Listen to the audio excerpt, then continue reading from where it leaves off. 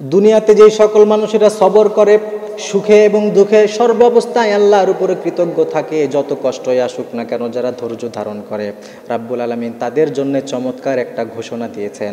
এই পৃথিবী অনেক মানুষ আছে যারা অনেক কষ্টে জর্জরিত। কয়েকদিন আগে একজন প্রবাসী আমাকে ফোন দিয়ে বলছে, হুজুর আমাকে খুন করার অনুমতি দেন। আমি এমন কথা জীবনও শুনি নাই। আমি বললাম, ভাই এটা আবার কেমন কথা, আমি তো জীবনও শুনি নাই। উনি বলছেন, হুজুর আমার জীবনে এমন একটা ঘটনা ঘটেছে, আমি চাই নিজ হাতে আমি এটা তাকে শাস্তি দিব। সে এই পরিমাণ কষ্ট পেয়েছে।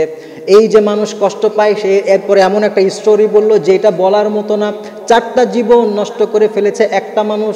সে চাইছিল আল্লাহ যদি তাকে, সে যদি খুন করতে পারে, আল্লাহ যদি তাকে মাফ করে, এমন কোনো পন্থা থাকে, সে সেটা অবলম্বন করে হলেও তাকে খুন করবে। আমি তাকে তারপরে অনেক কিছু বোঝালাম।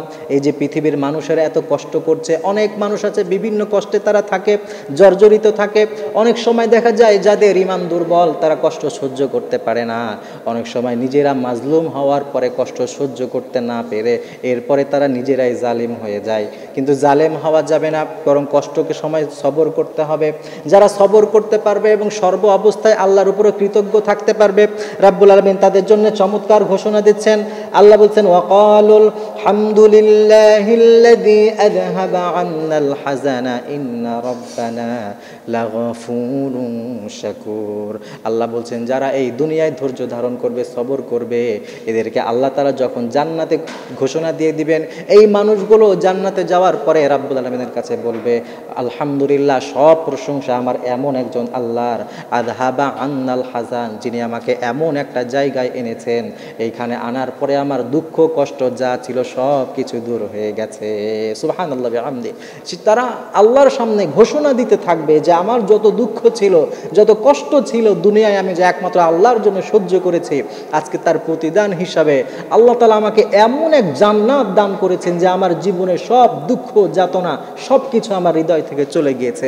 এই জন্যে এক চমৎকার মহা সুসংবাদ অপেক্ষা করছে ওই সমস্ত মানুষদের জন্য যারা সব সময় অনেক কষ্টের মাঝেও সবর করে এবং আল্লাহ তাআলার উপরে তাওয়াক্কুল করতে পারে। এই জন্য বিশ্বনবী সাল্লাল্লাহু আলাইহি ওয়াসাল্লামকে একজন এসে বলল, হে নবী, আমি আপনাকে এবং আল্লাহকে ভালোবাসি।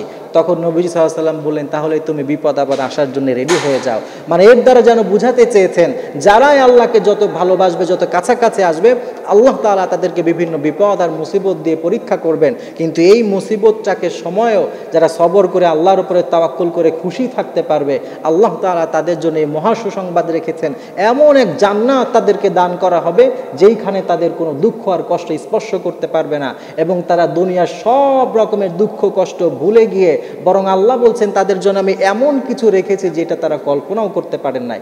এই জন্য সব দুঃখ কষ্ট যতই আসুক আমরা সবর করব, ধৈর্য ধরব এবং আল্লাহর উপরে তাওয়াক্কুল করব, এবং ইনশাআল্লাহ তাআলা এর বিনিময় আখিরাতে আমরা পাবোই পাবো ইনশাআল্লাহ।